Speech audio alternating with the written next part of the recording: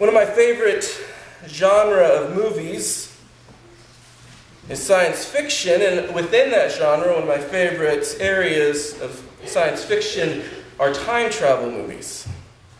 And many people like the time travel movie because, as I read one place, one thing about time travel movies is that it gives us the idea that we could go back and fix something. And in many of the movies, it shows that, no, you really can't fix it by time traveling. Oftentimes in those time travel movies, time travel only makes things worse.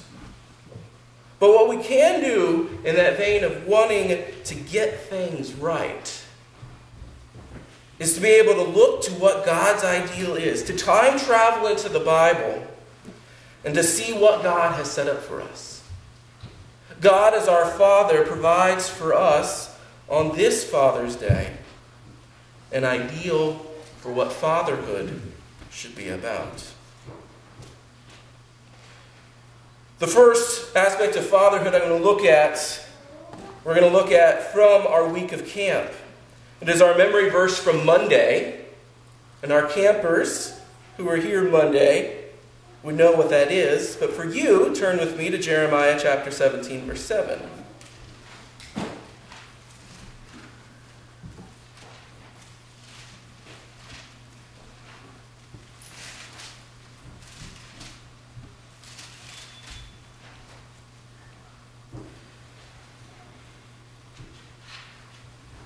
Go back a verse just for a little bit of context. Verse 6 says, "He will be like a bush in the wastelands. He will not see prosperity when it comes. He will dwell in the parched places of the desert and the salt land where no one lives." Verse 7, "But blessed is the man who trusts in the Lord, whose confidence is in him. He will be like a tree planted by the water that sends out its roots by the stream. It does not fear when heat comes. Its leaves are always green. It has no worries in the year of drought, and never fails to bear fruit. Blessed is the man who trusts in the Lord, whose confidence is in him." So for our Sunforce agents, our word of the day for Monday was to trust in God's promises.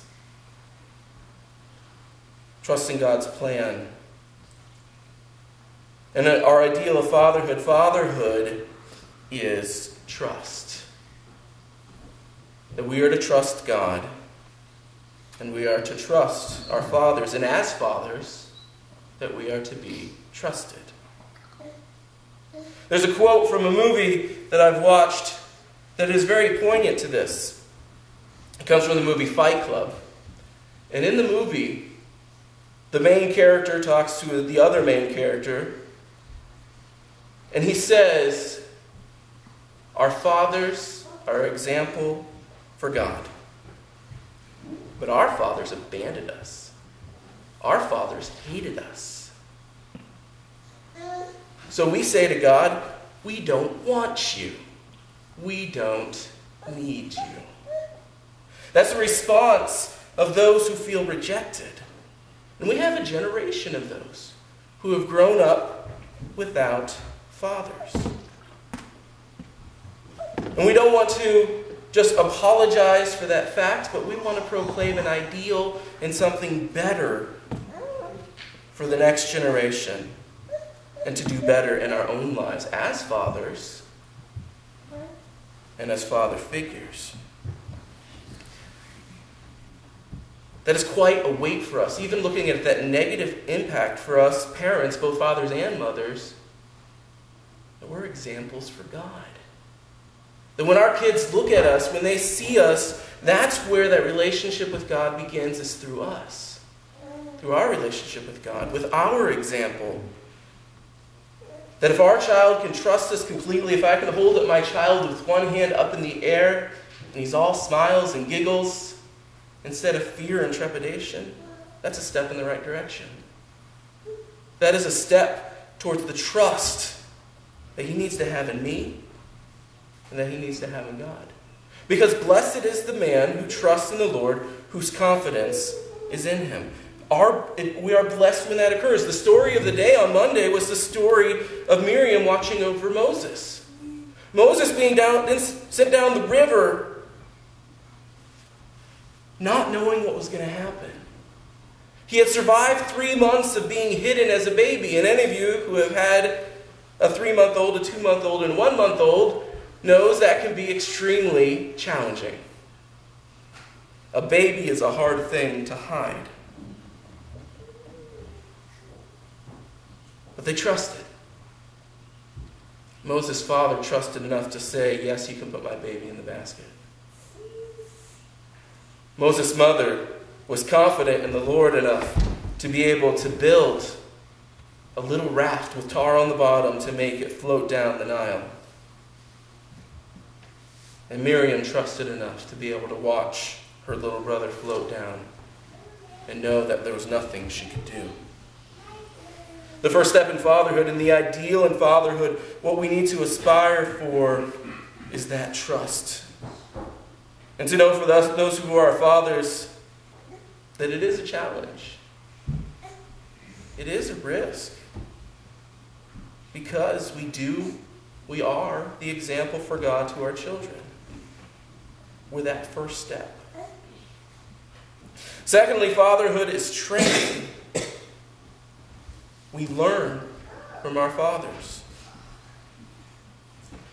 In the book I read, How to Own a Dragon, it talks about, in the beginning of the book, about how elephants learn to be elephants. You have the male elephants following behind their fathers, learning what it is to be an elephant, following them around. And you can tell the ones that are without fathers, they go and ram into each other and beat into each other. They do not have the training. They lack the training. And in the book, it talks about all the challenges that occur to those who grow up without fathers. For all the ways that they lack and all the risks that they fall into. The percentage of them who end up in jail. The percentage of them who end up on drugs. The percentage of them who end up in mental health facilities is staggering. Percentage-wise, it's well over 50%, and all of those categories are those who grew up without fathers. The verse for the day for that was Proverbs chapter 19, verse 20, if you'll turn with me there.